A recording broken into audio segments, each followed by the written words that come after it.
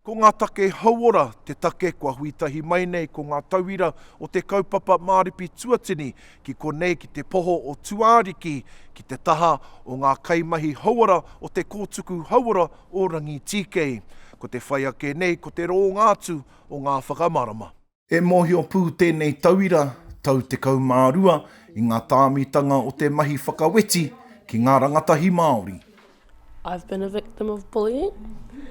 And it's not a good place to be in, especially when you're the person that's being bullied. But for me personally, it was like, well, what's going on? What did I do? Are you like, is the bully okay? Because 10 times out of 10, the bully is usually a person being bullied, and it could happen at home. Not a good lifestyle going on. So personally, for me, when I used to get bullied, I used to worry about my bully. Like, it's a bad thing to say, but it's also a good thing because it's like just making sure they're okay. And yeah, I don't think bullying is a good thing, but no matter where you go, that's going to happen. But it's about you as a person figuring out what you're going to do in that situation. Are you going to stop it? Are you going to watch it? Or are you going to participate in it? He ai ki ngā rangahaua census at school rua mano te kaumārima. Ko ngā tauira e iwa ki te kaumā waru te pakeke e meana ka nui te kangakanga ka tukuna ki a rātau I roto I ngā kura. Our kaupapa was about bullying. Are you being bullied or are you a bully? The purpose of the kōrero is because the young people are the next leaders for ngā wāre ki Ngāti Apa, and we wanted them to be able to be in a safe space where they could talk about it, where they could recognise it and where they could stop it.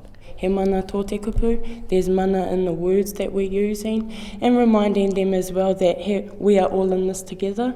So if we were to pull on each other's strengths rather than bullying, we can get to where we want to be. Ko tēnei kuia kōrongo I ngā wheako I tēnei pēhitanga o tēnei take mai te wā I uhia tēnei āhuatanga mōrearea ki runga I tana mokopuna. Well, with my granddaughter, I think it was coming into Maripi Tuatini. She was a newbie. She wasn't actually brought up from here, so she found it quite intimidating that she didn't have her supports around her. And we addressed the bullying issue, speaking with the heads of Maripi Tuatini. And as she's grown within the rōpū, her strength within herself has grown. E ripoata tiana e ngā tauira tau tuawha I ngā whakawetitanga ki a rātau I a te wiki. Ko ngā tauira tau tuarima e ripoata tiana he nui te whakaweti ki a rātau, nui ake I era o ngā tauira o te tau tuaiwa.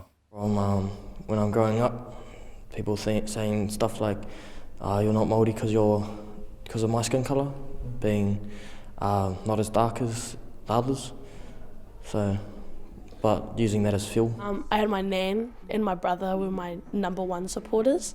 I have a friend group at school and they supported me very much when they found out it was happening because I kind of kept it in. And then when they found out, they were very supportive. They didn't judge me. And yeah, so mainly family and friends. Me he mea ko koe ko tētahi atu rānei e noho mōrearea ana I tēnei wā, whaiake I ngā tohu ki raro nei. Tema Hemi, te reo o te uru.